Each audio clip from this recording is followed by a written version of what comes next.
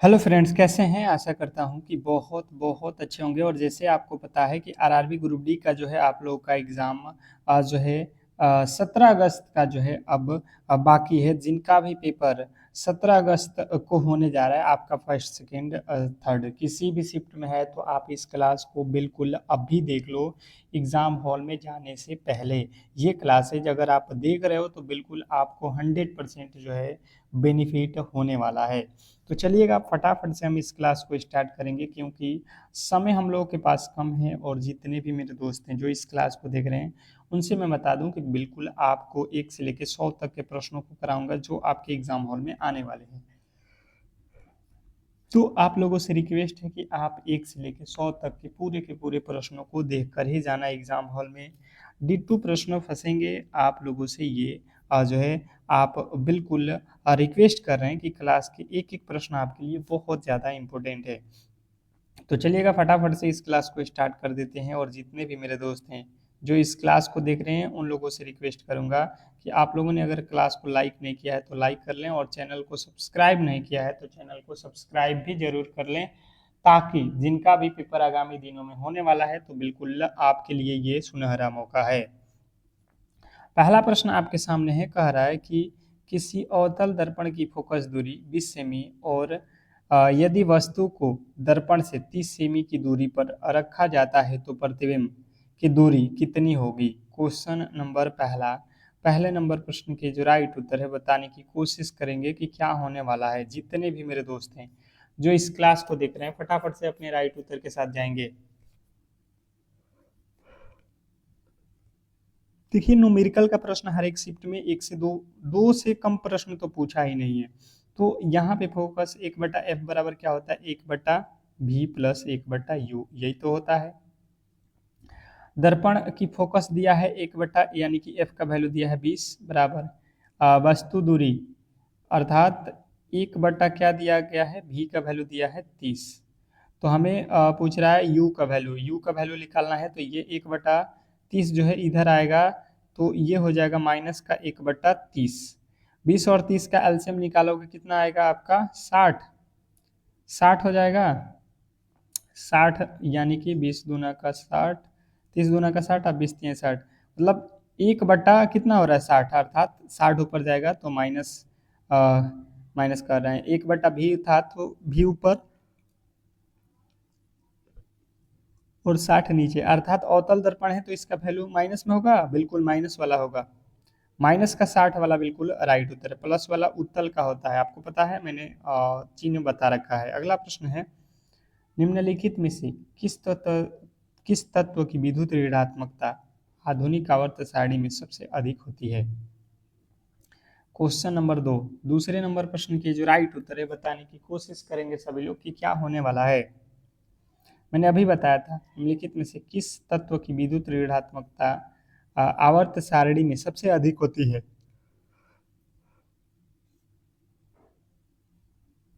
तो फ्लोरीन की जो है आवर्त सारणी में सबसे अधिक जो है विद्युत ऋणात्मकता होती है। ऑप्शन आपके सामने जो है सी वाला बिल्कुल राइट उत्तर है। नेक्स्ट प्रश्न आपके सामने है, क्वेश्चन नंबर 3। मानव वृक्क की संरचनात्मक और कार्यात्मक इकाई क्या कहलाती है? Question number 3। तीसरे नंबर प्रश्न के जो राइट उत्तर है बताने की कोशिश करेंगे सभी लोग कि क्या होने वाला है। क्वेश्चन नंबर 3 पे आ चुके हैं, मानव वृक्क की संरचनात्मक और कार्यात्मक इकाई को क्या कहा जाता है? क्वेश्चन नंबर तीसरी की बात की जाए तो जिन्होंने बताया है नेफ्रॉन, उनके बिल्कुल राइट उत्तर है ऑप्शन नंबर बी। जिन्होंने बी को चुन रखा है उनके बिल्कुल सही और सटीक उत्तर है। नेक्स्ट प्रश्न की ओर चलेंगे और अगला प्रश्न आपके सामने है, क्वेश्चन नंबर 4।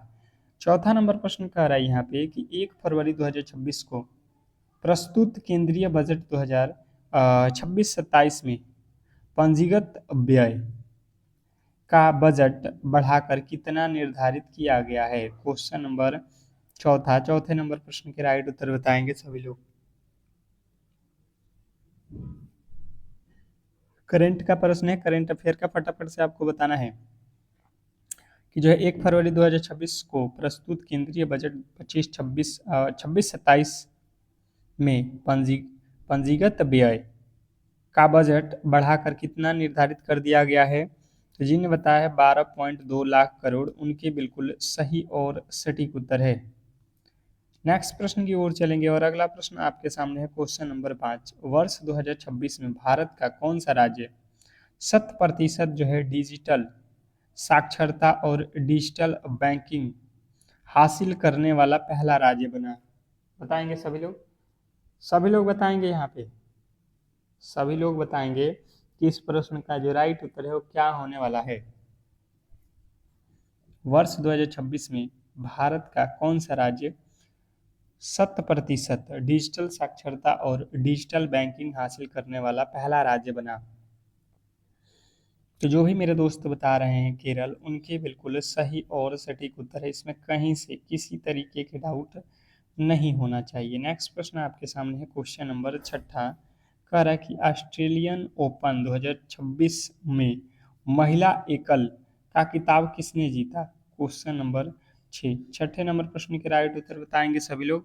जितने भी मेरे दोस्त देख रहे हैं इस क्लास को, सभी लोग बताएंगे कि ऑस्ट्रेलियन ओपन 2026 में महिला एकल का खिताब किसने जीता? तो जो भी मेरे दोस्त बता रहे हैं यहाँ पे छठे नंबर प्रश्न का राइट उत्तर हाँ, Aryna Aryna Sabalenka Sabalenka. Aryna Sabalenka. Option number B जो है आपको याद रखना है। नेक्स्ट प्रश्न आपके सामने देखिएगा, गणित का प्रश्न है।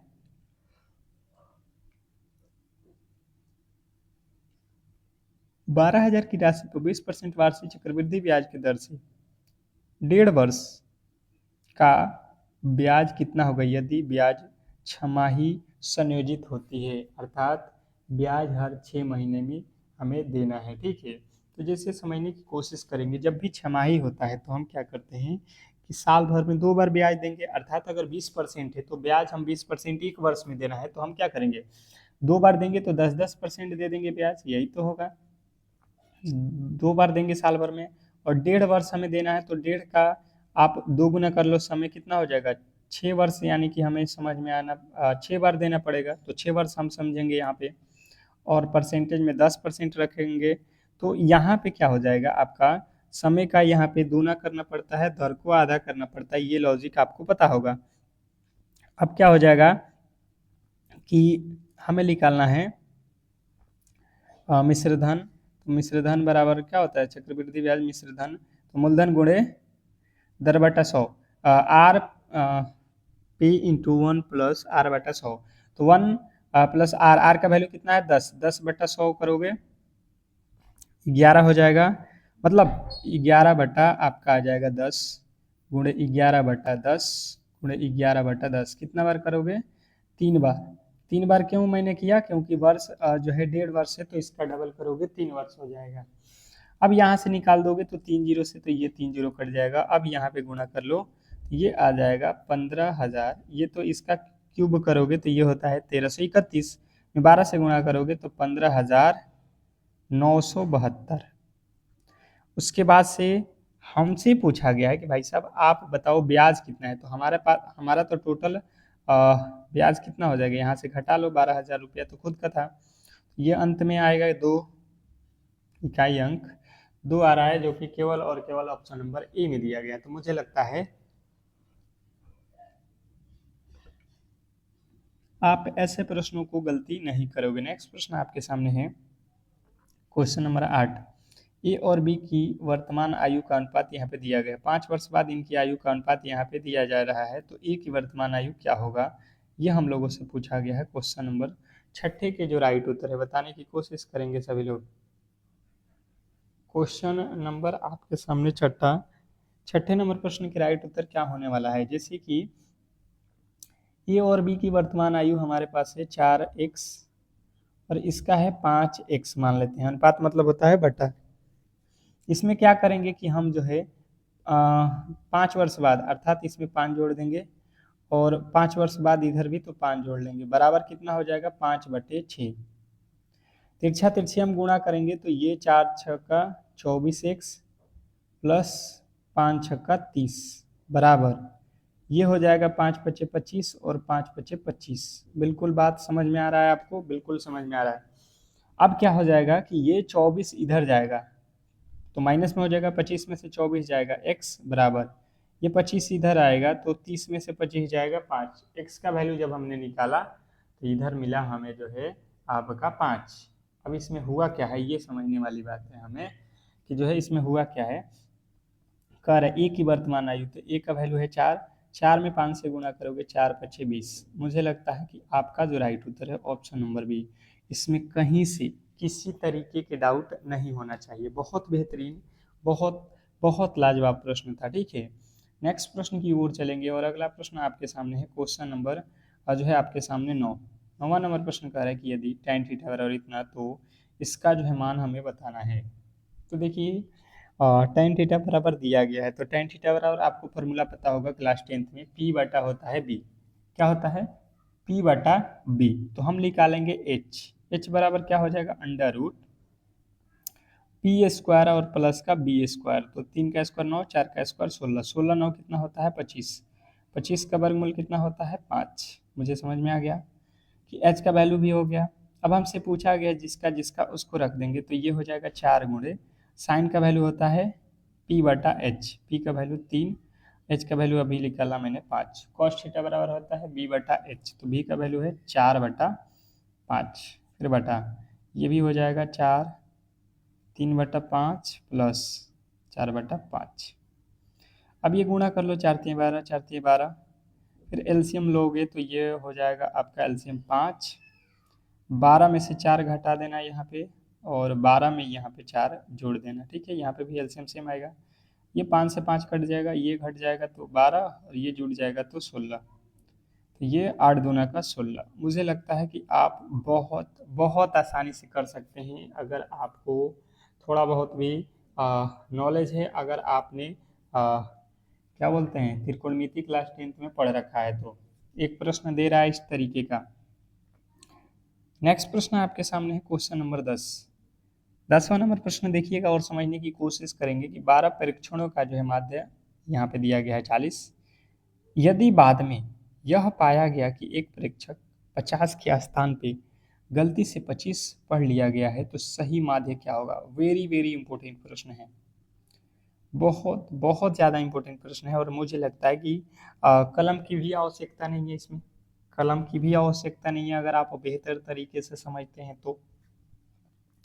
देखिए इसमें समझना क्या है, सबसे पहले आप देखोगे कि हमने क्या किया है कि 25 यहाँ पे लोग कितना है 25 लोग हैं, 25 लोगों का जो है माध्य जो है 40 है। मुझे क्लियर समझ में आ गया कि 25 लोगों का जो है माध्य मतलब सभी के पास 40-40 रुपये हैं 25 लोगों के पास। तो ओवरऑल हमें जाने की कोई आवश्यकता नहीं, हमें गलती ये हुआ है कि भाई साहब प्रेक्षण को जो है हम लोगों ने क्या किया है 50 के स्थान पे 25 पढ़ा है। मतलब हमारा जो राइट उत्तर था ये 50 था, ये सही पढ़ना था, सही लिखना था, पर हमने भाई साहब इसके जगह पे 25 ही लिखा है।